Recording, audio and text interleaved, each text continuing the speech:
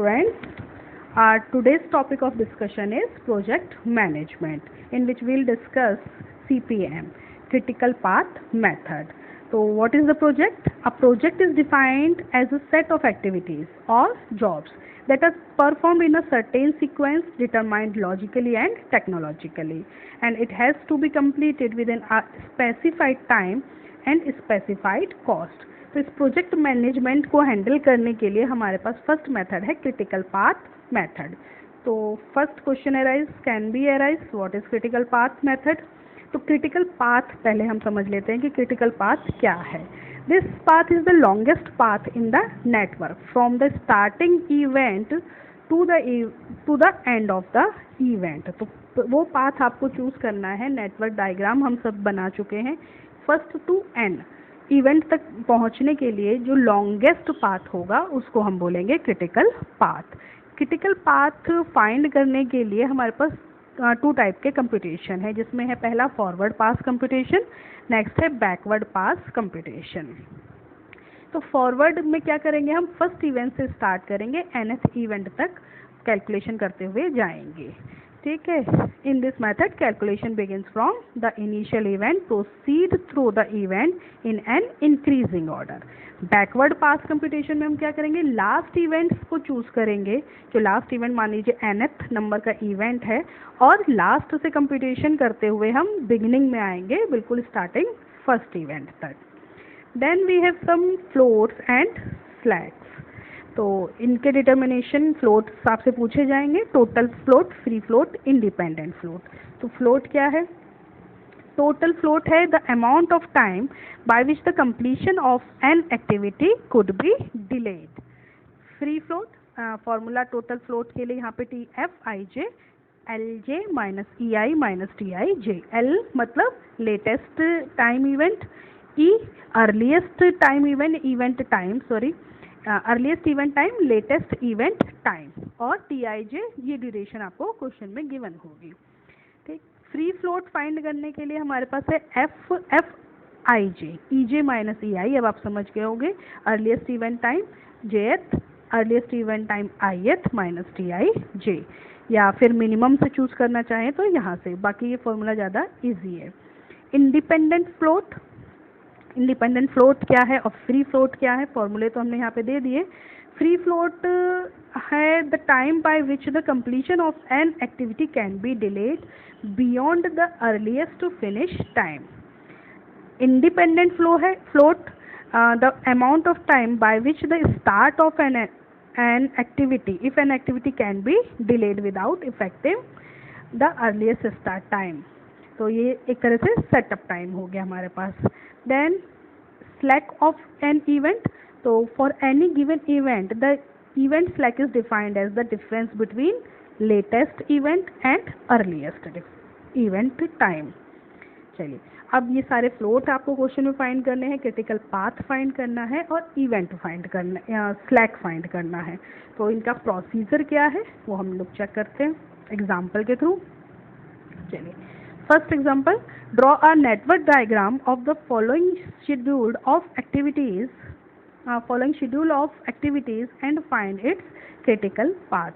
Calculate earliest and latest expected time of each event. Also calculate floats. ठीक है. तो हमें पहला पाथ फाइंड करना है, क्रिटिकल पाथ फाइंड करना है, earliest latest expected time find करना है, और फिर तीनों तरीके के float, free float, total float and independent float हम फाइंड करेंगे. तो सबसे पहले स्टार्ट करते हैं नेटवर्क डायग्राम से. तो यहाँ पे एक्टिविटीज चेक कर लेते हैं. 1 से 2, 1 से 3 और 1 से 4. तो फर्स्ट इवेंट के लिए अगर बात करें, यहाँ पे हमने 1 2 3 4 टोटल हमारे पास 9 है. तो 9 यहाँ पे हमने नोटेशन दे दिए. फर्स्ट से 2, फर्स्ट से 3, फर्स्ट से 4, इनके टाइम भी आप साथ में यहाँ पे नोट कर लें. ठीक है. फिर हमने नेक्स्ट चेक किया 2 to 6 है, फिर 3 to 7, 2 to 6, 3 to 7, next 4 to 5. ठीक. 5 to 9, 6 to 8 and 7 to 8, then last 8 to 9. तो सिर्फ एक नेटवर्क डायग्राम आप इस पहले सारे इवेंट्स नोट कर लीजिए कि टोटल कितने हैं, उसके अकॉर्डिंग उसकी ड्यूरेशन और सारी वैल्यूज़ हम यहाँ पे नोट कर लिया। तो ये एक सिंपल नेटवर्क डायग्राम हमारा बन गया। नेक्स्ट हमें इसमें फाइंड करना है क्रिटिकल पाथ और अर्लीस्ट एंड एक्सपेक्टेड टाइम। तो इसके लिए सारे कैलकुलेशन करते हैं, अर्लीस्ट टाइम के लिए फॉरवर्ड कंप्यूटेशन से और लेटेस्ट के लिए बैकवर्ड के से। यहाँ पे चेक करें, to determine the critical path compute the earliest EI and latest finish LJ for each activity. यहाँ पे हम कंप्यूट कर रहे हैं, ये फिगर हमने नोट कर लिया है ताकि हम यहाँ पे कैलकुलेशन को यहाँ फिगर से देख के सारे जितने भी ड्यूरेशन है हमें बार बार चेक ना करना पड़े। तो स्टूडेंट्स जब हम EI की बात करते हैं तो पहला इवेंट हमारा 1 से स्टार्ट हुआ, या EI या E1। E1 क्योंकि इसका कोई टाइम ड्यूरेशन, तो हम क्या लेंगे इसका 0। फिर 1 से नेक्स्ट हमारा इवेंट है E2 के लिए। E2 का टाइम यहाँ पे 2 डेज या 2 वीक्स दिखाई दे रहे हैं, डेज हैं इसमें। तो E2 क्या हो जाएगा, E1 plus T1 2 hours 2 days. E3 इसी तरह से E1 प्लस T1 3, इसी तरह से E4। तो ये तो सिंगल यहाँ पे एक इवेंट यहाँ पे क्रिएट हो रहा है। तो यहाँ पे हमने 2, 3 और 4 के लिए simply E1, E2, E3, E4 हमने फाइंड कर लिया। अब E5 को चेक करें, यहाँ पे 2 इवेंट आके मर्ज हुए हैं। तो यहाँ पे मर्जिंग के लिए देखिए कैसे चेक करना है। यहाँ पे किस किस इवेंट से आ रहा है, 3 से एंड 4 से। तो 3 और 4 जैसे सिंपल इंडिविजुअल टाइम फाइंड किया, दोनों के टाइम फाइंड किए E5 के, उसमें हमें फॉरवर्ड के लिए चूज़ करना है मैक्सिमम। तो इन दोनों में से 4 और 10 में से मैक्सिमम हो गया 10। E6 सिंपल है, E6 का लेटेस्ट लास्ट इवेंट था 2, E2 प्लस ये टाइम इसका 2 और 6 के बीच का, 2 + 4 6। नेक्स्ट E7, E8 और E9। E8 पे भी आपने देखा कि 6 और 7 से इवेंट आकर मर्ज हुए, तो इसमें भी हम मैक्सिमम टाइम चेक करेंगे। E6, E8 पे हमने चेक किया, E7, E8 पे मर्ज हुए आके, तो E7 और E6 से, तो इनमें भी हमने मैक्सिमम टाइम फाइंड करा। ऐसे ही E9 के लिए हमने मैक्सिमम टाइम फाइंड कर लिया, 11 एंड 15। अब बात करते हैं हम बैकवर्ड कंप्यूटेशन के लिए। बैकवर्ड में आपने यहाँ पे टोटल टाइम चेक कर लिया, तो टोटल टाइम हमें कितना लगा पूरे कंप्यूटेशन में, यानी E9 इवेंट तक पहुँचने में हमें कितने डेज लगे, या इस पूरे प्रोजेक्ट को फॉरवर्ड कंप्यूटेशन से कंप्लीट करने में हमें लगे 15 डेज। तो यहाँ से हमने चेक कर लिया कि E9 15 डेज में कंप्लीट होगा।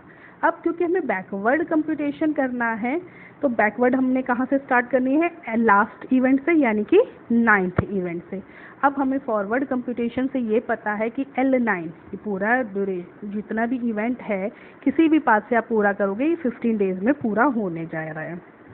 तो L9 की वैल्यू कितनी हो जाएगी, 15। इसको रिवर्स प्रोसेस में हमें कहाँ तक लाना है, L1 तक लेके आना है। L1 कितना होना चाहिए, हमेशा 0, क्योंकि हमने E1 चूज़ किया था 0, इसके बिहाइंड कोई टाइम तो है नहीं, तो L1 भी हमारा क्या आएगा बाय कंप्यूटेशन 0। चलिए, तो L8 से स्टार्ट करें, पूरा रिवर्स प्रोसेस है। वहाँ पे इन चेक किया था, यहाँ से हम आउट चेक करेंगे। तो 8 से आउट कहाँ पे हो रहा है, 9 पे, तो L9 T9 8, 12 ऐसे 7 6 5 4। अब ब्रस्टिंग का देखते हैं, यहाँ पे L3 हमारा है यहाँ पे आपने देखा कि 7th और 5th ये 2 इवेंट आउट हो रहे हैं। तो यहाँ पे फॉरवर्ड में आपने क्या चेक किया था, मैक्सिमम। यहाँ पे हम क्या चेक करेंगे, मिनिमम, या चूज़ करेंगे मिनिमम वैल्यूज़। तो 5 के लिए और 7 के लिए L3 में दोनों के लिए टाइम फाइंड करिए, जैसे इंडिविजुअल कर रहे हो, और दोनों का टाइम एक ही लेना है, तो कौन सा चूज़ करेंगे बैकवर्ड में, minimum time. L2 individual event के लिए। अब लास्ट L1 में चेक कर लेते हैं। L1 में देखिए 2, 3 और 4 ये 3 इवेंट इससे आउट हुए हैं। तो 2, 3 और 4 इन तीनों के लिए हमको टाइम फाइंड करना है और चूज़ क्या करना है, मिनिमम। तो L3 हमने देखा यहाँ पे 0 आएगा, 5, 0 और 6 में मिनिमम क्या हो गया, 0। तो हमारी L1 की वैल्यू क्या हो गई 0। अब आपके पास E1 है, L1 है, E2 L2, E3 L3, ऐसे ही E9 L9 सारी वैल्यूज़ अवेलेबल हैं। इसे हमें नेटवर्क डायग्राम पे शो कराना है। इसको 0 कर दीजिए। नेटवर्क डायग्राम पे इसको कैसे शो कराएंगे, यहाँ पे देखिए हर नोड जो आपने इवेंट के लिए चूज़ किया था वहाँ पे सभी की वैल्यूज़ हमने पुट कर दी हैं। ठीक, चलिए, क्योंकि हमें अभी क्रिटिकल पाथ भी फाइंड करना है, तो अब हम चेक करेंगे। ये अर्लीस्ट टाइम और लेटेस्ट टाइम आपने फाइंड कर लिया। नेक्स्ट तो है हमें क्रिटिकल पाथ फाइंड करना है। क्रिटिकल पाथ क्या होगा, फर्स्ट से 9 हमारे पास इतने इवेंट है। फर्स्ट टू 9 पहुंचने में यहाँ पे कई सारे रूट हैं, तो एक रूट ये, एक रूट ये और ये। इसके अलावा कोई हो तो आप नोट कर लीजिएगा, मुझे इतने ही दिखे। ठीक, इनमें से हमें लॉन्गेस्ट ड्यूरेशन जो आपका कंज्यूम कर रहा है वो हमें चूज़ करना है। तो आपने यहाँ पे चेक किया 10 days, 14 days, then 15 days, then 9 days. तो हमारा लॉन्गेस्ट क्या हुआ 1359, यानी कि 1 से 9 तक पहुंचने के लिए ये रूट यानी कि 1 to 3, 3 to 5, 5 to 9 जब आप इसको चूज़ करेंगे तब ये आएगा 15 आवर्स, यानी कि मैक्सिमम टाइम ये हमें दे रहा है। तो हमारा क्रिटिकल पाथ क्या हो गया 1359। इसको हम किससे शो कराएंगे, डबल लाइन से। नेक्स्ट स्लाइड पे देखते हैं 1359, 1359। इसको हमने डबल लाइन से शो करा दिया, तो इसको हम बोलते हैं क्रिटिकल पाथ। अब लास्ट हमारी फ्लोट्स फाइंड करने हैं, वो डायरेक्ट फॉर्मूले से हमें मिल जाएगा। चलिए, फ्लोट के लिए ये टेबल है हमारे पास, एक्टिविटीज़ हमें गिवन है, TIJ, ये सब एक्टिविटीज़ के ड्यूरेशन भी हमें दिए हुए हैं, ये सब गिवन है हमें। अब स्टार्ट टाइम देखिए E1, यहाँ पे स्टार्ट टाइम यहाँ पे थोड़ा समझ लो। EI की बात हो रही है, E1, I मतलब स्टार्टिंग, J मतलब लास्ट। ठीक है, उसी इवेंट में अगर हम यहाँ पे बात करें इस कॉलम की, तो इस रो की, तो E1 क्या है 0। आप लास्ट स्लाइड चेक करिएगा 0, यहाँ पे भी E1, यहाँ पे भी E1। यहाँ पे E2 लोगे आप, E2 की वैल्यू 2i है। E3 यहाँ से चूज़ करोगे, इसमें E3 चूज़ करोगे, इसमें E4 की वैल्यू, इसमें E5 की। तो स्टार्ट आई मतलब स्टार्टिंग वाला इवेंट है, यहाँ पे चेक कर लो आई। ठीक है, वो सारी ई की वैल्यूज़ आपने पुट करनी है। तो ई आई इस तरह से यहाँ पे फॉर्म करोगे आप इस पूरे कॉलम को। नेक्स्ट है फिनिश, अर्लीस्ट टाइम के लिए हम सारी वैल्यूज़ फाइंड कर रहे हैं। फिनिश क्या है, फॉर्मूले के अकॉर्डिंग EI प्लस TIJ। तो ये दोनों कॉलम आपको ऐड कर देने हैं, 2 + 0, 2 + 0, 1 + 0, 2 4। देन लेटेस्ट टाइम की बात करते हैं। लेटेस्ट टाइम क्या है, तो लेटेस्ट टाइम के लिए पहले आप LJ की वैल्यू सारी पुट कर लीजिए। LJ, अगर LJ फर्स्ट रो की बात करें तो L2 आप रखेंगे, यहाँ पे L3 की वैल्यू रखेंगे, यहाँ पे L4 की, यहाँ पे 6 की। इस तरह से सारी वैल्यूज़ आप पुट कर दीजिए LJ के लिए। जब LJ आपका पुट हो जाए तो LJ माइनस TIJ आप इजीली फाइंड कर सकते हो दोनों कॉलम से। ठीक, फ्लोट हम पहले डिस्कस कर चुके हैं, सभी के फॉर्मूले आपके पास हैं। अब जैसे कि यहाँ पे LJ minus TIJ minus EI है, LJ का मतलब L2। अगर यहाँ फर्स्ट रो की बात करें तो L2 minus T12 minus E1, इस तरह से आपको वैल्यूज पुट करनी है। फ्री फ्लोट का फॉर्मूला है आपके पास EJ minus EI minus TIJ, ऐसे independent value EJ minus LI minus TIJ। ठीक, तो ये तीनों तो फॉर्मूला बेस्ड है। बाकी मेन प्रॉब्लम आपको आ सकती है अर्लीस्ट टाइम फाइंड करने में और लेटेस्ट टाइम फाइंड करने में, टाइम थोड़ा ज़्यादा है।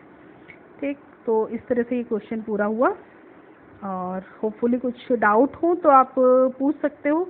कभी भी कोई भी स्टेप इसमें कोई या टर्म ना समझ में आ रही हो तो आप डिस्कस कर लीजिए।